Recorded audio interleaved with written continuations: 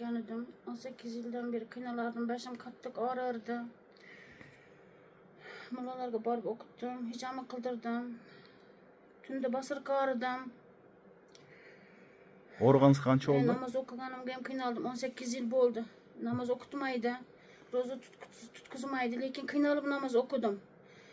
Keyin ahırda şu kişiye geldik.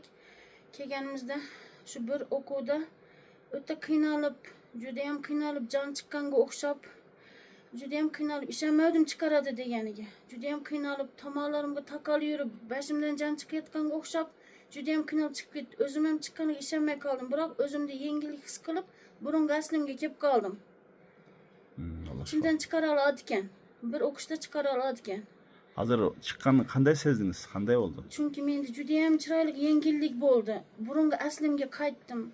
Bashlarimdan chiqib ketayotganligi, tomog'imdan chiqib ketayotganligi, sas tuman, sariq nima kulrang tuman ichida qora yuzi bor narsani chiqib ketayotgani ko'zimga ko'rindi. Qattiq o'qiyotganda qiynalib, og'riq o'sha tomon ko'chib, oxirida bashimga ko'chib, bashimdan qattiq o'qiganda chiqib ketdi. Qo'yverdi oxiri o'zim keldim, hushimga keldim. Allah şifa versin sizge. Allah şifa versin. Rahmat, Allah razı olsun. Allah şifa versin sizge.